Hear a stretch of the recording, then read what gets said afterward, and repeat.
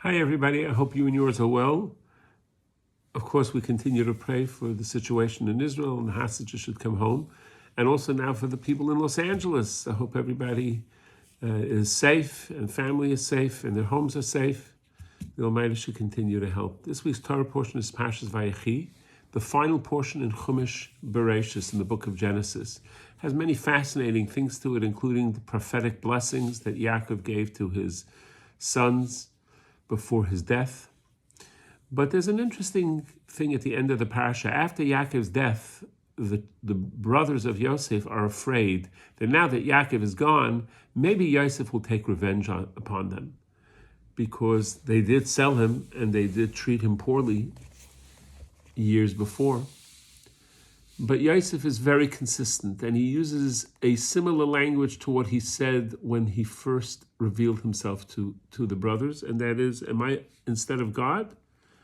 You didn't send me here, God sent me here. This way I could provide for you and your families during the hunger years.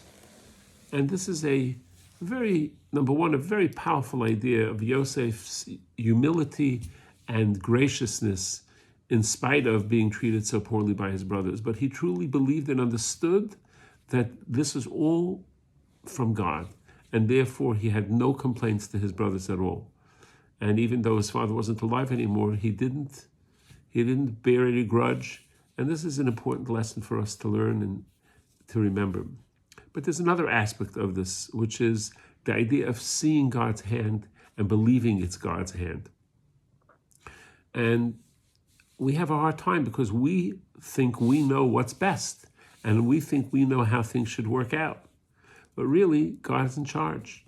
And sometimes it may work out the way we want, and sometimes it doesn't, but that doesn't mean that it's not good for us. It's a beautiful story of the outbreak of World War II, Rabbi Berish Weinfeld, the great Torah giant of Chabin. And he ran away to the city of Lvov to try to escape the Nazi dragnet. And eventually he was there. The Bolsheviks, the Russians, were in charge. And they were not nice to the Jews either. And they gathered 80,000 Jewish refugees to ship them out. And the great rabbi of Chabin was there too. But many people pleaded with the authorities to let him go. He's a holy rabbi, let him go. And eventually they did. But he insisted, he said, no, I do not wish to be separated from the rest. I will be parted. I will not be parted from my fellow Jews in their hour of trouble. And he went onto the trucks and was taken to a labor camp in Siberia. No picnic there. But he survived the war. Had he stayed in Lvov, which they initially allowed him to, the Nazis were there and they would have killed him out, as unfortunately they did to many people who did remain. But he was one of the people who made it through the terrible Siberian experience and was able to move to Israel and teach Torah for 25 years. So we have many beautiful stories of people being in the right place or the wrong place at the right time or the wrong time. And it's all part of the divine plan, as we see in the parasha. I'll end with a sweet story about this woman who was walking on the street, and she noticed a young man by a barbershop wearing a big black yarmulke, and he seemed like a very fine person, the way he was interacting with everybody. So after he walked away, she went over to the barber and said, do you know who that is? Because he gave me a very good impression. And the barber said, yes, I do know who he is. This is his name. Here's his number. And he also was impressed with you. You thought he didn't notice you, but he did. Well, she brought the name to the rabbi and asked the rabbi to look into it to see if this was an appropriate match for her. And the rabbi did his homework, and he said, well, the good news is he is a very fine fellow. The bad news is he's really not that religious, but he's growing and he's working on it. And he's interested in meeting you and in seeing where the relationship goes. And she said, well, I need him to grow more. And he started attending more classes and learning more and doing more.